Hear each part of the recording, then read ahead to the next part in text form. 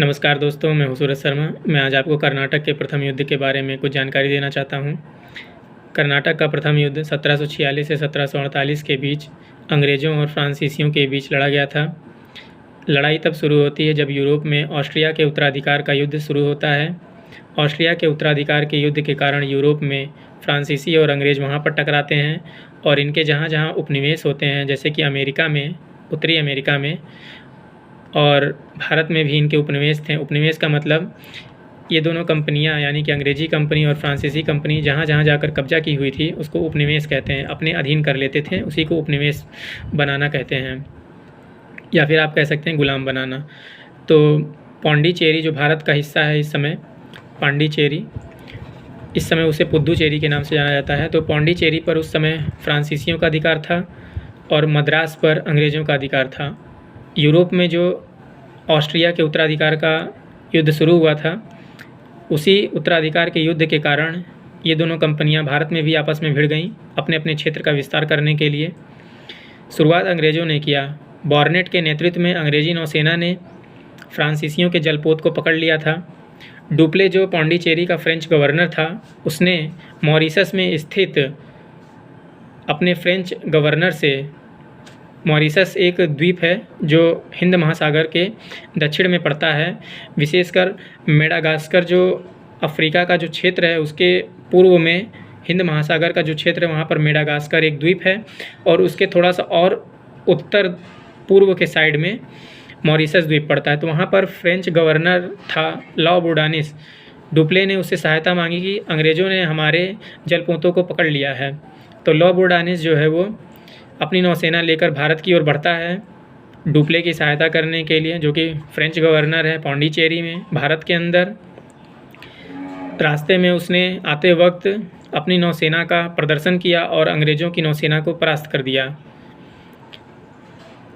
Law बोर्डानिस आगे आकर मद्रास शहर को, जिस पर अंग्रेज़ों का कब्जा था, उसको भी जीत लेता है और कोरोमंडल तट, जो कि मद्रास का पूर्वी तट था, वर्तमान में तमिलनाडु नाम है मद्रास का, तो जो पूर्वी तट था बे ऑफ बंगाल से लगता हुआ मद्रास का, आज वर्तमान में तमिलनाडु है, उसके पूर्वी तट को कोरोमंडल तट के नाम से जाना जाता है। तो वहाँ पर भी अधिकार जमाता है।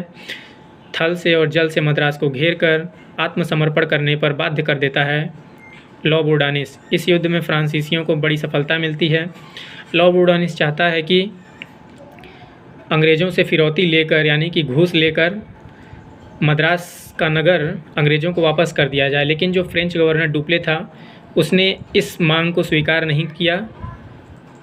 लेकिन बोर्डानिस ने फिरौती लेकर मद्रास का नगर अंग्रेज़ों को वापस कर दिया था, लेकिन डुप्ले ने पुनः आक्रमण करके मद्रास पर कब्जा कर लिया और डुप्ले ने फोर्ट सेंट डेविड, जो कि पुद्दुचेरी से, जो कि वर्तमान में नाम है पुद्दुचेरी, पौंडीचेरी से दक्षिण में स्थित फोर्ट सेंट डेविड पर भी आक्रमण करता है डुप्ले, लेकिन उस पर कब्जा जमाने में असफल हो जाता है।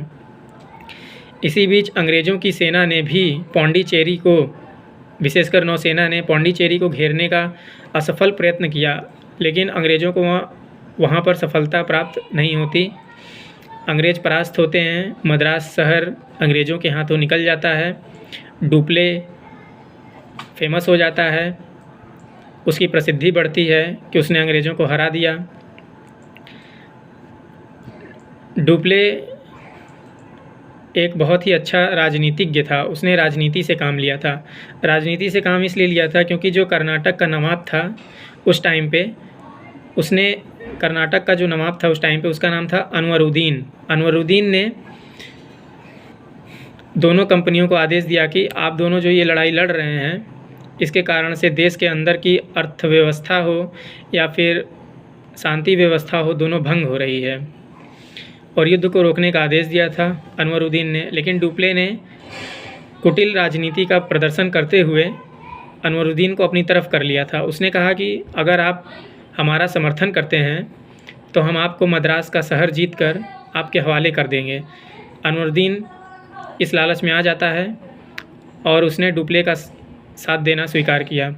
लेकिन जब मद्रास पर डुप्ले का कब्जा होता है, जो कि फ्रेंच गवर्नर है पौंडीचेरी का, मद्रास अनवरुद्दीन को देना स्वीकार नहीं करता, वादा तोड़ दिया।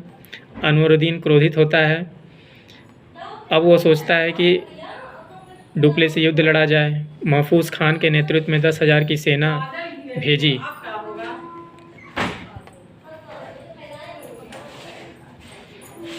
फ्रांसीसी कैप्टन पैराडाइस ने इस सेना का प्रतिकार किया।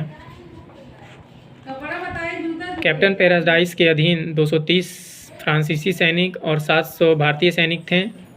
इन्होंने 10,000 वाली सेना, जो कि अनवरुद्दीन की सेना थी, सेंट टोमे के स्थान पर अनवरुद्दीन की सेना को परास्त कर दिया। इस युद्ध में अनवरुद्दीन परास्त हो जाता है। अंग्रेज़ों के हाथों मद्रास निकल जाता है। अंग्रेज़ों की स्थिति खस्ता हाल हो जाती है। अनवरुद्दीन भी हार जाता है फ्रांसीसियों के आगे। फ्रांस की राजनीतिक स्थिति मजबूत हो जाती है। लेकिन इसी बीच यूरोप का जो ऑस्ट्रिया का युद्ध शुरू हुआ था वो समाप्त हो जाता है। ऑस्ट्रिया का युद्ध समाप्त होते ही एल आसापल की संधि होती है 1748 में, और दोनों कंपनियों के बीच शांति व्यवस्था वापस से बहाल हो जाती है। मद्रास का नगर अंग्रेज़ों को वापस कर दिया जाता है। तो दोस्तों, मेरे द्वारा किया गया काम अगर आपको पसंद आता है तो आप मेरे चैनल को सब्सक्राइब कीजिएगा और इसे शेयर भी कर दीजिएगा। अगले वीडियो में मैं आपको कर्नाटक के द्वितीय युद्ध के बारे में जानकारी दूंगा कि किस प्रकार अनवरुद्दीन की हार होती है और वो मारा जाता है।